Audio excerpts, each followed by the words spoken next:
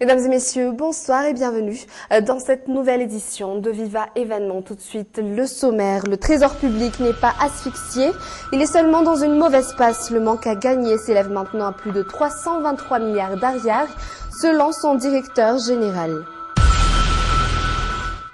Angelo, l'un des kidnappeurs arrêtés par la gendarmerie nationale, est abattu par les forces de l'ordre sur la route, le menant à la prison de Tiafa mercredi dernier. Il a essayé de s'évader du véhicule des pénitenciers. Dernier week-end de détente pour les tout-petits avant de rejoindre les bancs de l'école. Divers ateliers de vacances gratuits les attendent du côté de Tanzombat. Les États-Unis ne pourront pas compter sur la Grande-Bretagne pour une intervention militaire en Syrie. Le Parlement britannique vient de refuser la demande du Premier ministre David Cameron.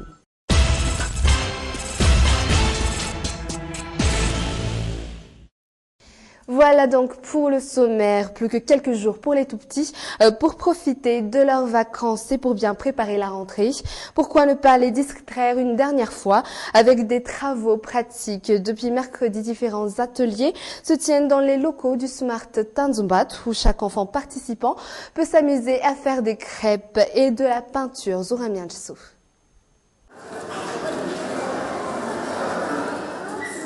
Silence total, comme en classe. Tous les participants sont concentrés sur leur activité, des activités de vacances. Je fabrique un bateau. Ce sont des ateliers de peinture et de cuisine qui sont à la fois ludiques et éducatifs. Pas un seul des enfants n'est absorbé par ce qu'il fait, la plupart est accompagné par leur maîtresse.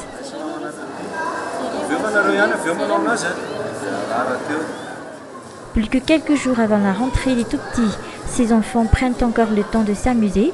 C'est aussi le meilleur moyen de tuer le temps pour ceux qui n'ont pas quitté la capitale pendant les vacances, comme Kulun. Cela fait maintenant 2 jours qu'elle est ici, à la Galerie Smart Tanzbatu. Nous allons revenir à l'école bientôt. J'étais venue ici 2 fois. Pour les parents, il s'agit de préparer les tout-petits à la rentrée scolaire. Ce sont aussi des petites gâteries pour finir en beauté les grandes vacances. Pour terminer en beauté les vacances, nous amenons les enfants ici pour les encourager à mieux débuter la nouvelle année scolaire. Ces ateliers de vacances ne prendront fin que ce dimanche. Tout est proposé aux enfants gratuitement. Tout au long de cette semaine, nous avons parlé de différents types de cartables disponibles sur le marché. Il y a les cartables importés, les cartables de friperie et les cartables en paille. Et ce soir, nous allons parler des cartables en véritable cuir, des produits d'artisanat, également en voie de disparition, mais qui résistent beaucoup à l'épreuve du temps. Saint-Adjaraman-Narif et Yves Janel. Clémentina est à la recherche d'un cartable en cuir véritable. Elle est venue ici au marché de Koum 67 hectares pour essayer d'en trouver. Et pourtant, ce genre de cartable coûte très cher. Ces cartables sont très résistants et même s'ils sont usés, on peut toujours les raccommoder.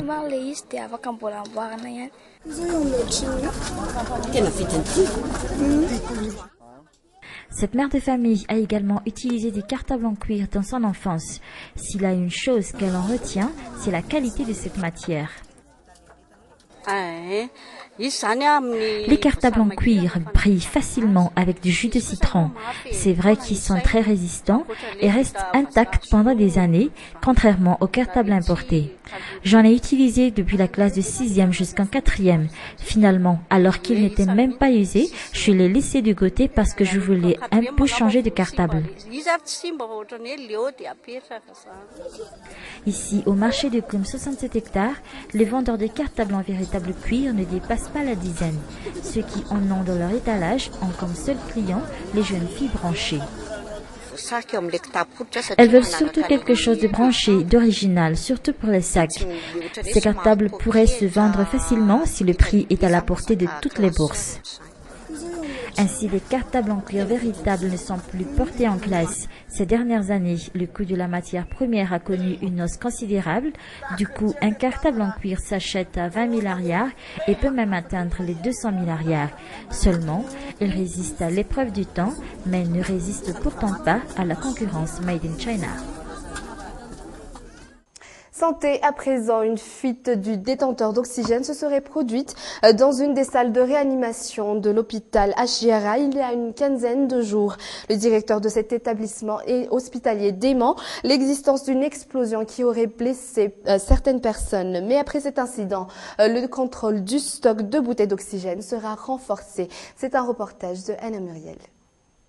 C'est ici, dans cette centrale, que sont stockées et maintenues en sécurité les bouteilles d'oxygène servant à alimenter 4 départements au sein de l'hôpital Ashiara.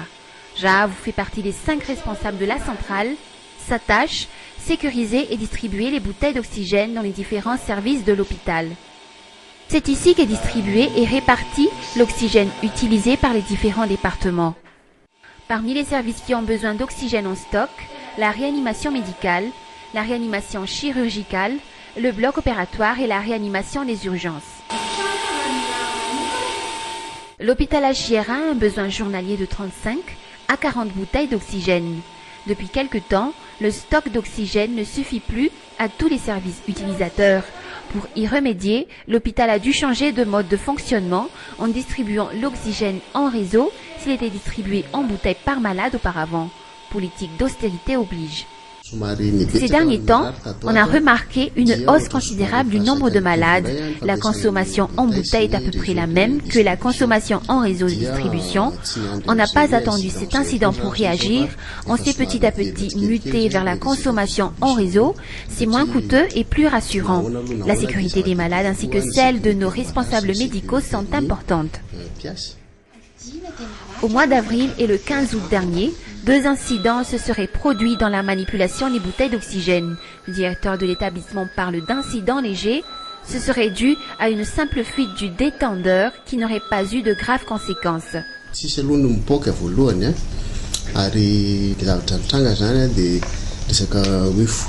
Premièrement, il n'y a pas eu d'explosion. Il s'agissait d'une fuite due à l'usure d'un matériel appelé détendeur, une fuite qui peut être expliquée par bon nombre de raisons. Une explosion, c'est quand même dangereux. Une fuite peut survenir à tout moment, aussi bien en utilisant un réseau de distribution qu'en utilisant une bouteille.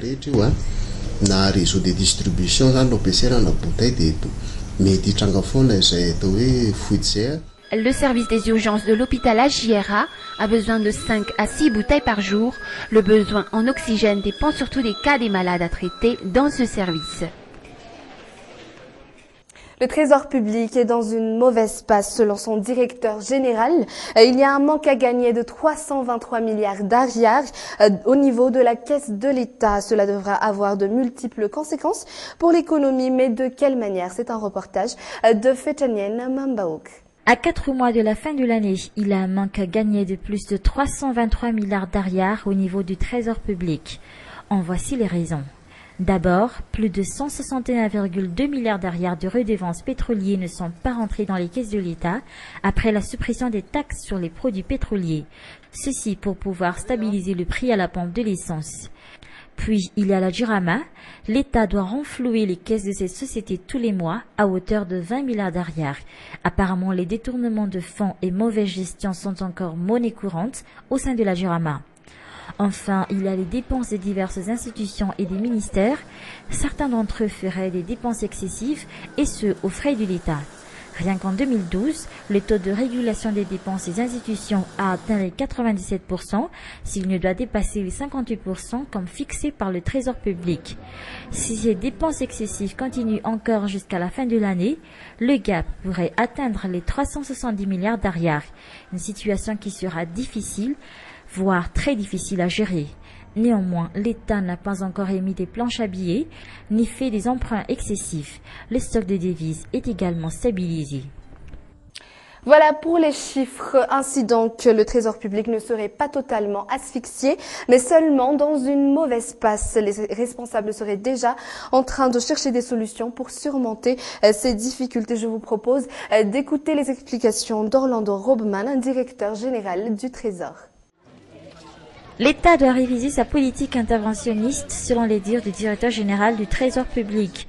La moitié du manque à gagner se trouve dans les redevances pétrolières non perçues par l'État. La gestion des sociétés d'État pose également problème. Les trésors pointent du doigt la Jirama. Sa dépense en carburant serait trop élevée. Des dépenses énormes d'après le numéro 1 du Trésor public et qui méritent un audit interne dans les plus brefs délais. Quant aux dépenses des institutions et des ministères, il serait préférable de réviser les priorités de chaque département, des priorités comme le salaire des fonctionnaires, les pensions des retraités et les élections. Ainsi se termine ce journal. Merci de l'avoir suivi et excellente suite de programmes sur Viva.